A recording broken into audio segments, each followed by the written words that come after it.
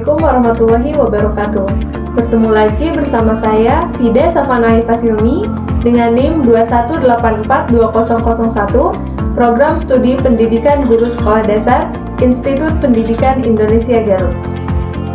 Saya membuat video ini merupakan salah satu tugas dari mata kuliah literasi di sekolah dasar dengan dosen pengampu Bapak Widi Sukma Nugraha MPD. Pada minggu ini, saya akan mereview sebuah buku yang telah saya baca, yaitu buku mengenai kaidah-kaidah fikih dengan penulis Profesor Ahmad Haji Jazuli. Dalam buku ini, saya membaca pada bab pertama, yaitu mengenai sekilas sejarah kaidah-kaidah fikih. Nah, dalam memahami suatu konsep atau ilmu, para ulama merumuskan 10 hal penting agar kita dapat memahami suatu konsep atau ilmu secara komprehensif. Yang pertama adalah mengenai definisi kaidah fikih atau al-qawaid. Secara bahasa, kaidah dapat diartikan sebagai asas, dasar, atau juga pondasi. Seperti halnya misalnya qawaid al-bait berarti pondisi dalam rumah. Ataupun juga qawaid ad-din yang artinya pondasi atau dasar-dasar agama. Yang kedua adalah objek. Bahasan dalam kaidah-kaidah fikih ini yaitu membahas mengenai objek-objek yang terdapat dalam nas secara khusus di dalam Al-Quran ataupun ijma dari para ulama. Yang ketiga adalah manfaat.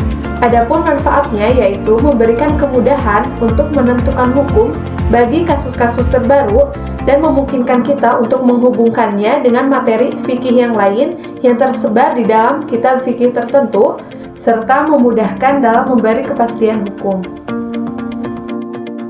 Yang keempat adalah keutamaannya.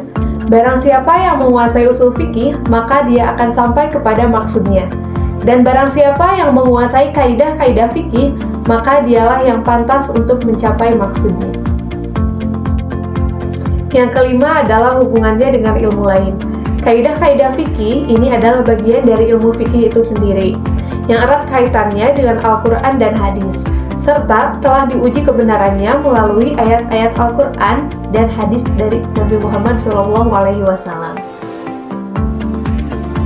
Yang keenam adalah perkembangan kaidah. Misalnya salah satunya adalah Imam Abu Thahir Al-Dibasi yang merupakan tokoh dalam kaidah fikih. Lalu selanjutnya di dalam tiap madhab itu ada tokoh ulama dalam kaidah fikih. Misalnya dalam madhab Syafi'i itu ada imam besar yaitu Imam Izzuddin. Yang ketujuh adalah nama ilmu. Ada dua nama ilmu yang digunakan oleh para ulama. Yang pertama al-qawaid al-fiqhiyah dan yang kedua al-ashbah wa al-nazhair. Yang kedelapan adalah sandarannya. Pada hakikatnya, sandaran kaidah-kaidah fikih itu adalah Al-Quran dan As-Sunnah. Namun, tidak sedikit diambil dari kearifan para sahabat Nabi Muhammad SAW serta para ulama mujtahid yang sangat dalam ilmu fikihnya. Yang kesembilan adalah hukum mempelajarinya. Hukum mempelajari kaidah-kaidah fikih itu adalah fardu kifayah. Meskipun sebagian ulama mewajibkan, khususnya bagi orang yang memegang hukum keputusan, contohnya seperti hakim di pengadilan.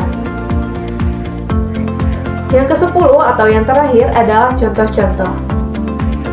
Di dalam perkembangannya, kaidah-kaidah fikih akan selalu memberikan contoh pada kasus-kasus hukum yang ada. Nah, itu dia 10 dasar-dasar hukum untuk menguasai ilmu secara komprehensif. Mungkin hanya itu yang dapat saya sampaikan lewat video ini. Mohon maaf atas segala kekurangannya. Wallahul muwaffiq ila aqwamit thoriq. Akhirul kalam. Wassalamualaikum warahmatullahi wabarakatuh. Sampai jumpa kembali teman-teman.